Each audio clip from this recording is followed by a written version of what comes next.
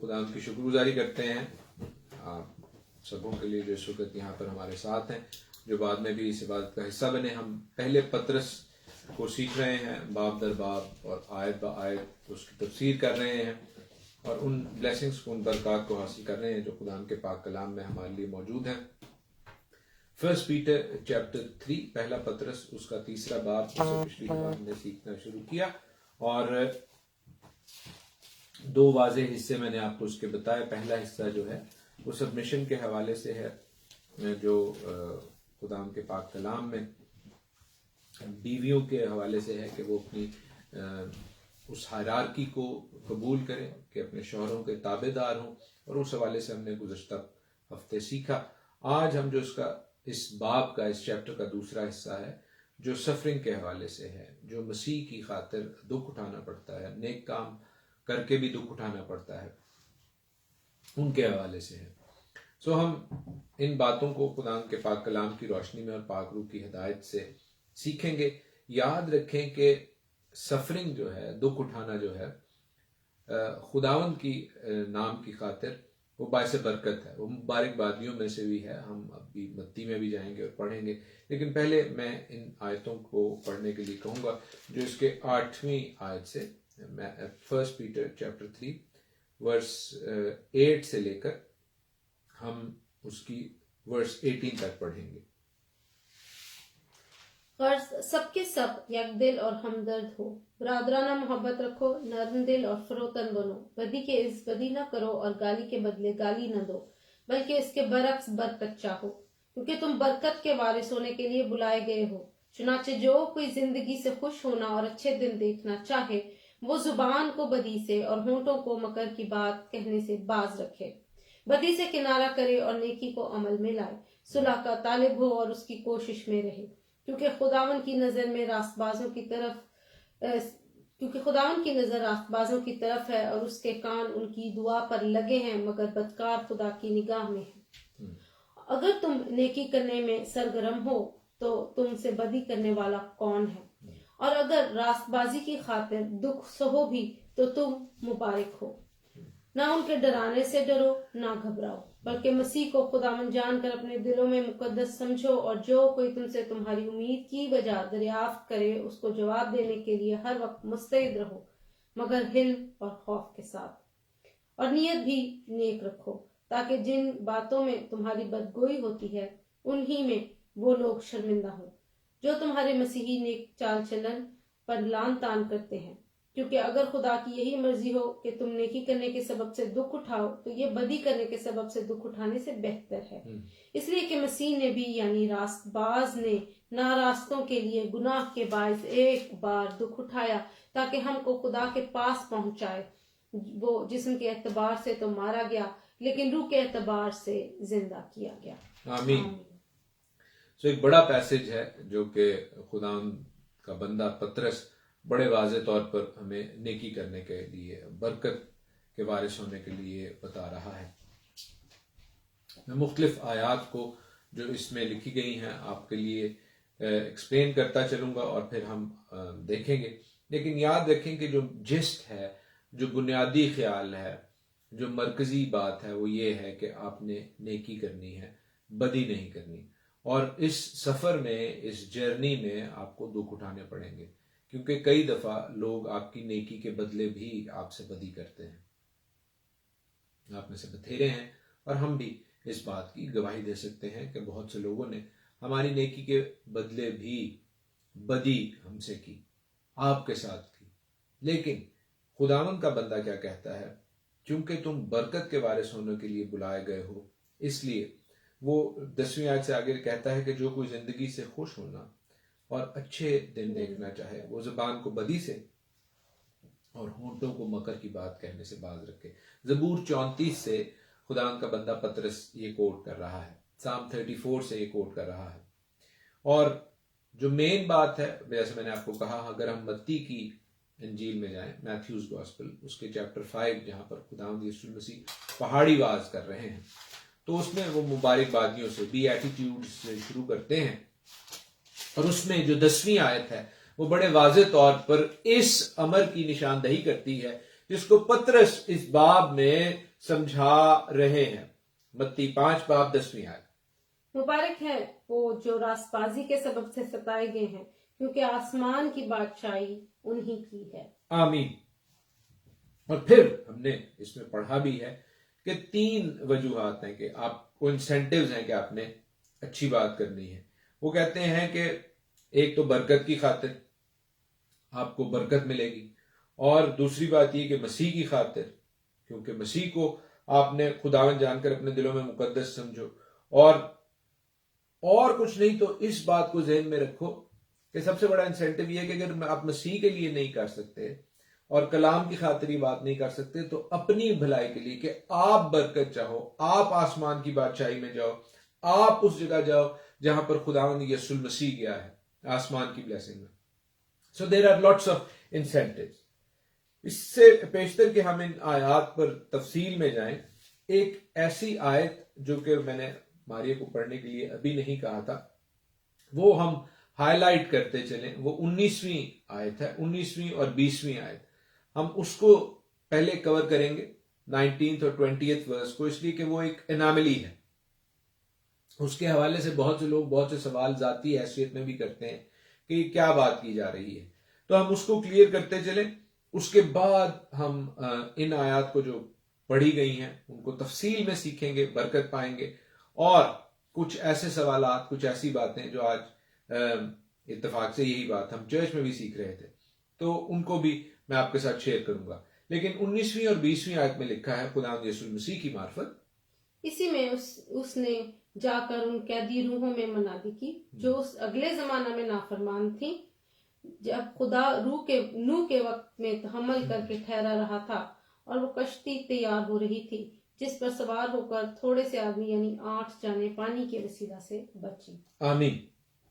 19ویں آیت میں خداوند یسوع المسیح کے حوالے سے لکھا گیا ہے کہ اس نے قیدی روحوں میں منادی کی۔ اب یہ قیدی روحیں کون ہیں؟ خداوند یسوع المسیح نے کب ان میں منادی کی اور کیا منادی کی؟ یہ 3 ایسے سوالات ہیں جو بسا اوقات آپ سے بھی پوچھے جاتے ہیں، ہو سکتا ہے آپ کے ذہنوں میں بھی آئے ہوں، میرے ذہن میں بھی تھے، until unless کہ خداوند کی پاک روح نے اس کے حوالے سے کلیئرٹی نہیں دی، اس کے حوالے سے ہم نے مزید نہیں پڑھا، تو میں اس کو آسان الفاظ میں، سادہ الفاظ میں آپ کے ساتھ شیئر کیے دیتا ہوں۔ خداوند یسوع المسیح نے قیدی روحوں میں کب منادی کی؟ جب وہ اپنی زمینی خدمت میں تھے، تب تو وہ زندہ لوگوں میں خداوند کی منادی کر رہے تھے۔ یہاں پر روحوں کی بات ہو رہی ہے، اور وہ بھی جو قید ہیں۔ یہ قیدی روحیں کون ہیں اور یہ کہاں پر قید ہیں، اور خداوند یسوع المسیح نے ان میں کیا منادی کی؟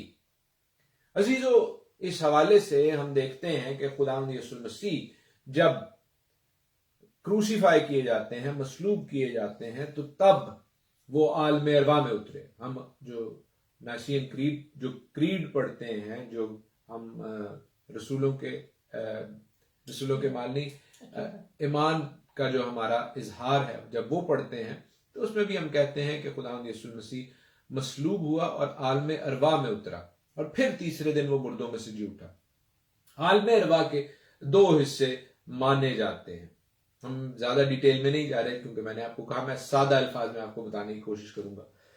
ایک حصہ وہ ہے جس کو باپ ابراہیم کی گود کہا جاتا ہے، پھر ایک گڑھا ہے جو کہ اس طرح بڑا گڑھا ہے جو کہ عبور نہیں کیا جا سکتا، اور دوسری طرف گئی ہنوم ہے جسے جہنم بھی کہا جاتا ہے یا ہیڈیز بھی کہا جاتا ہے۔ اور یہاں پر چونکہ ان قیدی روحوں کا ذکر ہے جو ہیڈیز میں بند ہیں، اور پھر نوح کے حوالے سے بھی بات کی جا رہی ہے، تو ہمیں پتہ چلتا ہے کہ یہ اس وقت کی قیدی روحیں ہیں جو نوح کے وقت میں اس ہیڈیز میں قید کی گئی تھی۔ خداوند یسوع المسیح نے ان میں کیا منادی کی؟ کیا ایونجلسٹک میسج خداوند نے دیا؟ کیا یہاں پر گاسپل کا میسج دیا گیا؟ نہیں۔ کیا یہاں پر خوشخبری کی بات کی گئی؟ نہیں، کیونکہ یاد رکھیں خداوند یسوع المسیح نے وہاں پر جا کر ان کو یہ منادی کی کہ I am the one who is going to deal with you. I am the one، کیونکہ میں بھی اس دنیا میں تھا، میں بھی ان حالات میں رہا جن میں تم تھے، تو تم یہ نہیں کہہ سکتے کہ تم حالات کی وجہ سے، واقعات کی وجہ سے برے ہو گئے۔ اور تم نے میرا میسج نہیں سنا. میں اسی دنیا میں سے اپنی زمینی خدمت پوری کر کے آیا ہوں, اور now I am able to actually say کہ آپ بے داغ رہ سکتے تھے, آپ خدا کے ساتھ خدا کی آواز کو سن سکتے تھے. آپ کو توبہ کا ٹائم دیا گیا, 120 سال کا ٹائم جب نوح کے پاس تھا, جو نوح کو دیا گیا کہ ان لوگوں کو میسج دیا جائے ریپینٹنس کا, توبہ کا, لیکن آپ نے نہیں سنا. سو یہاں پر کیا منادی کی گئی؟ یہاں پر یہ منادی کی گئی کہ جو خداوند جسٹس کرنے والے ہیں, جو خداوند انصاف کرنے والے ہیں, اور خداوند یسوع المسیح نے بتایا کہ وہ یہ انصاف کریں گے. ہم اس کے حوالے سے مختصراً پروگرام کے آخر میں پھر بات کریں گے, لیکن let us read from 2 Corinthians. ہم سفرنگ کے حوالے سے, دکھ اٹھانے کے حوالے سے, جو کہ مین بات ہے, ہم سیکھتے چلیں وہ کیوں دکھ اٹھانے کو ہمیں کہا جاتا ہے, کیوں مسیحی ہوتے ہوئے, کیوں ایماندار ہوتے ہوئے, کیوں خداوند کے پیچھے چلتے ہوئے ہمیں دکھ اٹھانے پڑتے ہیں. سو ہم 2 کرنتھیوں میں جائیں گے, 2 Corinthians, اس کا 3 باب اور اس کی 18 آیت. مگر جب ہم سب کے بے نقاب چہروں سے خداوند کا جلال اس طرح منعکس ہوتا ہے جس طرح آئینہ میں, تو اس خداوند کے وسیلہ سے جو روح ہے, ہم اسی جلالی صورت میں درجہ بدرجہ بدلتے جاتے ہیں. خداوند کا بندہ پولوس یہاں پر کہہ رہا ہے کہ ہمارے چہروں سے خدا کا جلال ظاہر ہونا چاہیے, اور یہ آہستہ آہستہ ہوتا جائے گا. کیسے ہوگا؟ جب ہم خداوند کے ساتھ وقت گزاریں گے, خداوند کی آواز سنیں گے. آپ جانتے ہیں کلام پاک میں ایک شخص کا ذکر ہے جو اپنے چہرے پر نقاب ڈال کے رکھتا تھا, کیونکہ اس کے چہرے سے خداوند کا جلال ظاہر ہوتا تھا اور لوگ اس کے چہرے کی تاب نہیں لا سکتے تھے. وہ شخص تھا موسیٰ. جب خدا کے پاس اس پہاڑ پر جاتا اور اس کے حضور وقت گزارتا تھا تو عزیزو اس کا چہرہ بدل جاتا تھا, اس کا چہرہ نورانی ہو جاتا تھا, اور وہ اس قدر پر نور ہو جاتا تھا کہ وہ عام لوگوں کے لیے مشکل تھا اس کے چہرے کو دیکھنا. پولوس کہہ رہا ہے کہ ہمارے چہرے, ہماری زندگیاں بھی خداوند کے ساتھ وقت گزارنے پر ایسے ہی تبدیل ہوتی جانی چاہیے. کیوں؟ کیونکہ خداوند نے ہمیں اپنی شبیہ پر بنایا ہے. اگر ہم جینیسس کا, برشیت کا, پیدائش کا مطالعہ کریں تو اس کے پہلے ابواب میں ہمیں اس بات کا علم ہوتا ہے کہ خداوند نے آدم اور حوا کو اپنی صورت پر بنایا, اپنی شبیہ پر بنایا. لیکن یہ شبیہ جو ہے, یہ شبیہ درجہ بدرجہ دور ہوتی گئی, کیونکہ آدم نے گناہ کیا اور ہم گناہ کی غلامی میں گرتے دھستے چلے گئے. until unless خداوند یسوع المسیح نے آ کر اپنے خون سے ہمارا کفارہ نہیں دیا. اور اسی وجہ سے پولوس 2 کرنتھیوں کے 3 باب اور اس کی 8 آیت میں فرماتے ہیں کہ ہمیں بھی درجہ بدرجہ اب خداوند کی شبیہ کی مانند بنتے جانا ہے. ایک بہت خوبصورت مثال ایک شخص نے یوں دی کہ سونار جو ہے, جو سونے کا کام کرتا ہے, وہ سونے کو جب پیوریفائی کرتا ہے, صاف کرتا ہے, تو آپ میں سے بتھیرے جانتے ہوں گے کہ وہ بڑی زیادہ آنچ پر, کم و بیش 2700 ڈگریز کے اوپر اس کو پگھلا کے, اس کو جلا کے صاف کیا جاتا ہے. جو کثافتیں ہوتی ہیں, جو گندگی ہوتی ہے, جو امپیورٹیز ہوتی ہے, وہ جل جاتی ہے, لیکن سونا کلین ہوتا جاتا ہے, فلٹر ہوتا جاتا ہے, پاک ہوتا جاتا ہے, پیوریفائی ہوتا جاتا ہے. اور یہ پروسیس ایک دفعہ نہیں ہوتا, یہ پروسیس بار بار ہوتا ہے. سائنس میں اس اصطلاح کو ایٹریشن کہتے ہیں یا آئٹریشن کہتے ہیں. یعنی آپ بار بار اس فلٹریشن پروسیس کو کریں, بار بار اس جلانے کے عمل کو کریں, بار بار اس ریفائنمنٹ کو کریں کہ وہ سونا پیورر سے پیورر, پاک سے پاک تر ہوتا جائے. اور جب کچھ لوگوں نے, جو کہ عام لوگ تھے, انہوں نے سونار کو یہ کام کرتے دیکھا تو اس سے پوچھا کہ آپ سونے کو کب تک صاف کریں گے؟ اور سونار نے بڑا ایک خوبصورت جواب دیا. اس گولڈ سمتھ نے یہ کہا کہ میں سونے کو اس وقت تک صاف کروں گا, اس وقت تک پیوریفائی کروں گا, اس وقت تک آگ میں سے گزاروں گا جب تک مجھے اپنی شکل اس میں نہ دکھائی دینے لگے. عزیزو, ہمارا پیوریفائی کرنے والا, ہمارا صفائی کرنے والا, ہمیں جانچنے اور پرکھنے والا بھی اپنی شبیہ ہم میں تلاش کر رہا ہے. میرے ساتھ دیکھیے ملاکی کا صحیفہ اور اس کا 3 باب, اس کی 2 اور 3 آیت. The book of Malachi, chapter 3, verses 2 and 3. پر اس کے آنے کے دن کی کس میں تاب ہے, اور جب اس کا ظہور ہوگا تو کون کھڑا رہ سکے گا, کیونکہ وہ سنار کی آگ اور دھوبی کے صابن کی مانند ہے, اور وہ چاندی کو تانے اور پاک صاف کرنے والے کی مانند بیٹھے گا, اور بنی لاوی کو سونے اور چاندی کی مانند پاک صاف کرے گا, تاکہ وہ راست بازی سے خداوند کے حضور ہدیے گزرانے. آمین. عزیزو, یہ وہ بات ہے جو پطرس اس خط میں کہنے کی کوشش کر رہے ہیں کہ تم چونکہ برکت کے وارث ہونے کے لیے بلائے گئے ہو, اس لیے اپنے آپ کو اس جو ریفائنرز فائر ہے, جو حالات کی آگ ہے, جو واقعات کا تمہیں ٹیسٹ کرنا ہے, اس میں اس کو اس ریفائنمنٹ کی مانند سمجھو, اس میں اس اپنے آپ کو پاک کیے جانے کی مانند سمجھو کہ تم ایمان پر قائم رہ سکو, خدا ان کے کلام پر قائم رہ سکو. بدی سے کنارہ کرو, نیکی کو عمل میں لاؤ, صلح کے طالب ہو, اسی کی کوشش میں رہو, کیونکہ خداوند کی نظر راست بازوں کی طرف ہے اور اس کے کان ان کی دعا پر لگے ہیں. اگر تم نیکی کرنے میں سرگرم ہو, تو پطرس کہتے ہیں تم سے بدی کرنے والا کون ہے. اگر راست بازی کی خاطر دکھ سہو بھی تو مبارک ہو. راست بازی کرتے ہوئے دکھ سہنا پڑ رہا ہے تو آپ مبارک ہیں. کلام ہمیں اس کی مثال دیتا ہے. آپ کی زندگیوں میں بھی ایسے مختلف ٹائمز ہوں گے جن کو ابھی پاک روح آپ کو دکھا اور بتا رہا ہے, لیکن ہم پاک کلام کی جانب اپنی نظریں لگاتے ہیں اور ہمیں صدرک اور میثق اور عبد النجوم نظر آتے ہیں. وہ نوجوان جنہوں نے خداوند کے آگے جھکنے کو کسی مورتی کے آگے جھکنے پر ترجیح دی, اور اگرچہ وہ آگ میں ڈالے گئے تو بھی ہم دیکھتے ہیں کہ خداوند نے خود وہاں پر حاضر ہو کر انہیں اس آگ سے محفوظ رکھا. عزیزو, بہت سے دوست ایسے بھی ہیں, بہت سے شہید ایسے بھی ہیں جو اس آگ سے نہ بچ سکے.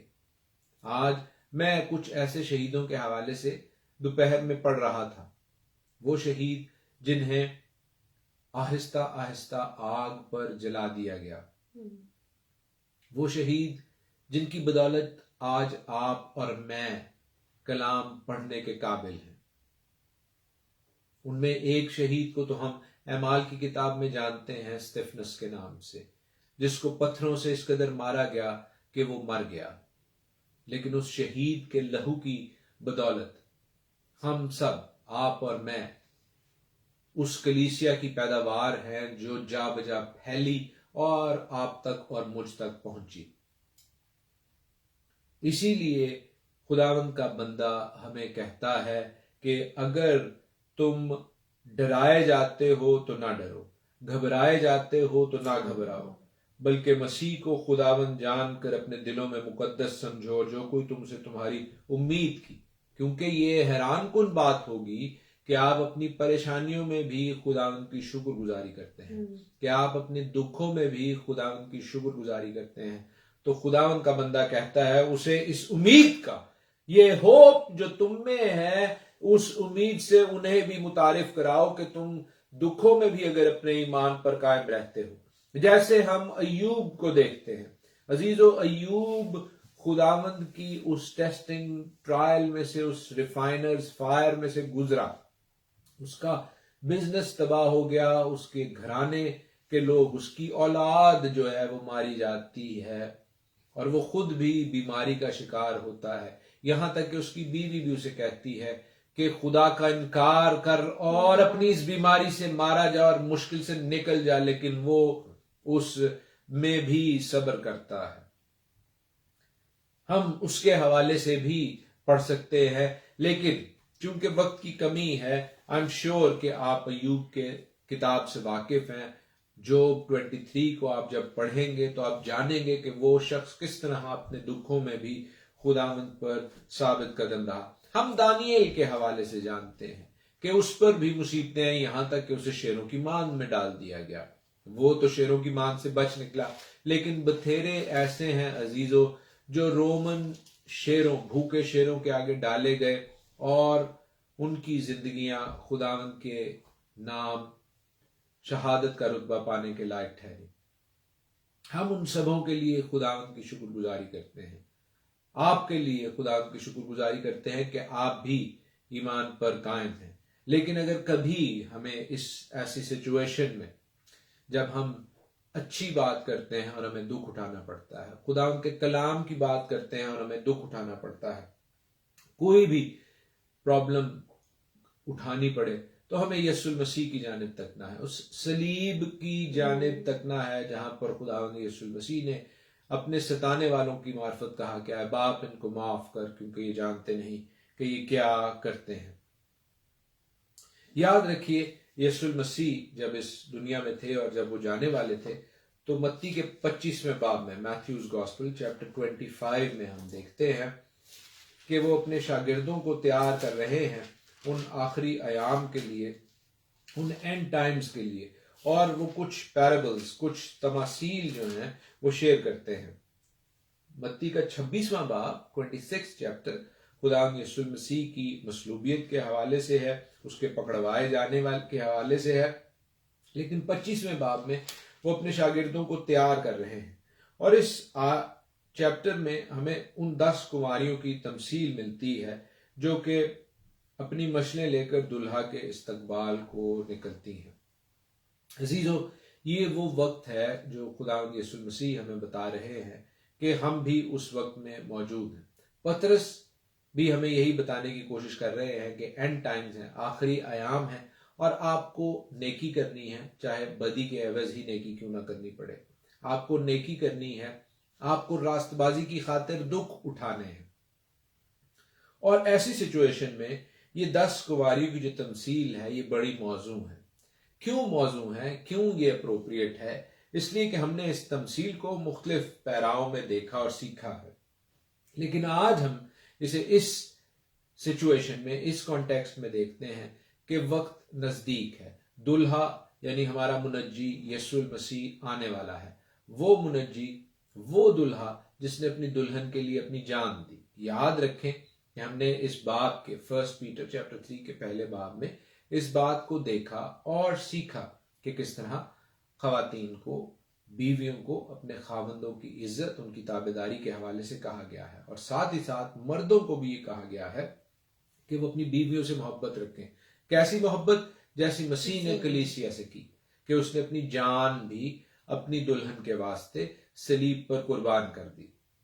اور ایسی ہی سچویشن میں ہمیں آسمان کی بادشاہی کے حوالے سے وہ 10 کنواریاں دکھائی دے رہی ہیں جو اس شادی میں، دلہا کی شادی میں انوائٹڈ ہیں۔ یاد رکھیں دلہا ان سے شادی کرنے نہیں آ رہا، دلہا ان کو اس شادی میں انوائٹ کرنے کے لیے آیا ہے، اور یہ ساری اس شادی میں انوائٹڈ ہیں۔ They all belong to the church۔ یہ کوئی باہر سے نہیں ہے، یہ چرچ کا، کلیسیا کا حصہ ہیں، لیکن ان میں سے 5 کو عقل مند اور 5 کو بے وقوف کہا گیا ہے۔ عقل مند کون ہے؟ کلام ہمیں بتاتا ہے، امثال کی کتاب ہمیں بتاتی ہے کہ خدا ان کا خوف جو مانتے ہیں وہ دانش اور حکمت کا شروع ہے۔ That is where the wisdom starts. That is where the knowledge starts. اور بے وقوف کون ہے؟ میرے ساتھ دیکھیے زبور 143، Psalm 143، جہاں پر لکھا ہے Psalm 53 میں لکھا ہے کہ احمد نے اپنے دل میں کہا ہے کہ کوئی خدا نہیں۔ اگرچہ یہ چرچ کا حصہ ہے، اس کے باوجود ان کے کام ایسے ہیں، ان کی باتیں ایسی ہیں کہ یہ خدا کو زبانی کلامی تو مانتے ہیں لیکن دل سے نہیں مانتے، دل سے نہیں جانتے۔ اور جو خداوند کو مانتے ہیں صرف زبانی کلامی اور دل سے نہیں مانتے، ان کو کلام احمق کہتا ہے، بے وقوف کہتا ہے، اگرچہ یہ چرچ کا حصہ ہی کیوں نہ ہو، کیونکہ ان کے ہاتھوں میں شمع تو ہیں، لیمپس تو ہیں، اور لیمپ کیا ہے؟ لیمپ خدا کا کلام ہے. زبور 119 آیت 105 لکھا ہے کہ تیرا کلام میرے قدموں کے لیے چراغ اور میری راہ کے لیے روشنی ہے. میرے قدموں کے لیے چراغ ہے. ان کے پاس بھی چراغ تھے، تیل نہیں تھا، لیکن کیونکہ تیل کلام پاک کی وہ باتیں ہیں جو ہم پاک روح کی معرفت کرتے اور اپنی زندگی سے ظاہر کرتے ہیں. عزیزو، انہی باتوں کے حوالے سے، انہی کاموں کے حوالے سے پطرس ہمیں بتا رہے ہیں اپنے اس خط میں کہ اگر ہم راست بازی کے کام کرتے ہیں تو ہی ہم اس تیل کے حقدار ہیں جو ہماری شمعوں کو، ہمارے چراغوں کو روشن رکھے گا. اگر ہم اس تیل سے، اس آئل سے جو کہ خداوند کی باتوں کی فرما برداری ہے دور ہیں، تو ہم ان بے وقوف کنواریوں کی مانند ٹھہریں گے جو کہ اس شادی کی ضیافت میں شریک نہ ہو سکیں. اسی لیے ہم جب اس چیپٹر کو فرسٹ پیٹر اور اس کے چیپٹر 3 کو آگے پڑھتے ہیں تو لکھا ہے اس بات کے بعد جہاں پر پطرس ہمیں خداوند یسوع مسیح کی قیدی روحوں میں منادی کے حوالے سے بتا رہے تھے، تو لکھا ہے کہ اسی پانی کے مشابہ بھی بپتسمہ یسوع مسیح کے جی اٹھنے کے وسیلے سے اب تمہیں بچاتا ہے. اس سے جسم کی نجاست کا دور کرنا مراد نہیں بلکہ خالص نیت سے خدا کا طالب ہونا مراد ہے. وہ آسمان پر جا کر خدا کی داہنی طرف بیٹھا ہے اور فرشتے اور اختیارات اور قدرتیں اس کے تابع کی گئی ہیں. بڑے واضح طور پر خدا ان کا بندہ بتا رہا ہے. وہ نوح کا ریفرنس دیتا ہے اور پانی کا، اور پھر پانی کے بپتسمے کی امپورٹنس بتاتا ہے، لیکن بڑے واضح طور پر بتاتا ہے کہ پانی کا بپتسمہ لے کر صرف آپ کے جسمانی گناہ دور نہیں ہوتے بلکہ آپ کے دل کا پاک ہونا بھی ضروری ہے.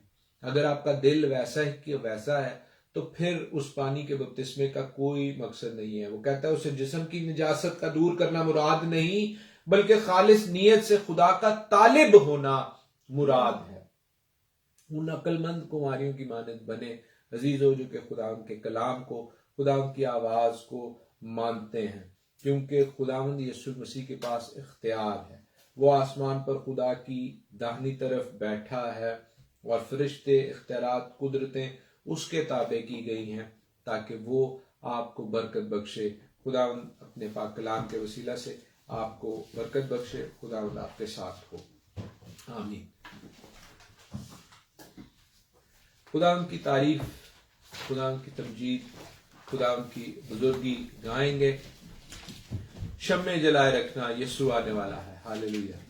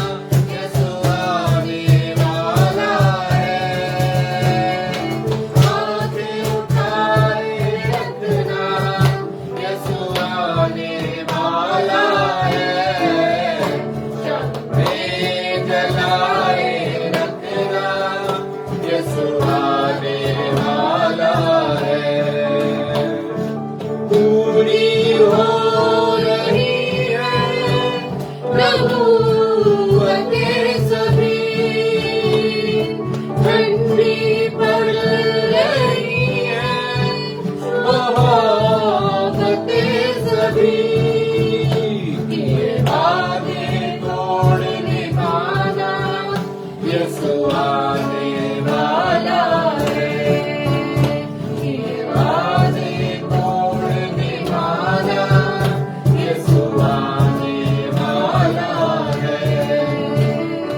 आगे उठाए रखना यीशु आने वाला है। आगे उठाए रखना यीशु आने वाला है। शम्मे जलाए रखना यीशु आने वाला है। हालेलुया। खुदा हम तेरी शुक्रगुजारी करते हैं, तू जो हमारा अच्छा बाप है और तुझे हमारी फिक्र है। तू जो चाहता है कि हम तेरे जलाल को मुनक्कस करें, तेरे जलाल को इस दुनिया में दिखाएं, उस उम्मीद को जो कि खुदा यीशु मसीह है, जो कि जिंदगी है, जो कि जिंदगी का बानी है, उसे दुनिया को दिखाएं। और तू जो चाहता है कि हम रास्तबाजी के काम करें, चाहे हम इसके हवाले से दुख ही क्यों ना उठाएं। और खुदा हमें ऐसा करने की तौफीक दे। जितने बहन भाई, बुजुर्ग, दोस्त, बच्चे हमारे साथ इस वक्त मौजूद हैं, उनके लिए बरकत चाहते हैं। और खुदा हम ईमान की मजबूती चाहते हैं, ताकि हम ईमान में कायम रहें और खुदा हम तुझ में बढ़ें और तेरे जलाल को दुनिया को दिखाने वाले हों। हम पर अपना फजल कर। जो दुआएं दरख्वास्तें तेरे सामने रखी गई हैं, खुदा तूने कबूल कर। और खुदा अपने दाहिने हाथ से इन तमाम दोस्तों को, बहन भाइयों को, इनकी प्रेयर रिक्वेस्ट को, दुआएं दरख्वास्तों को सुन और उनका जवाब दे। हमारे मुनज्जी मसीह यीशु नासरी के नाम में आमीन।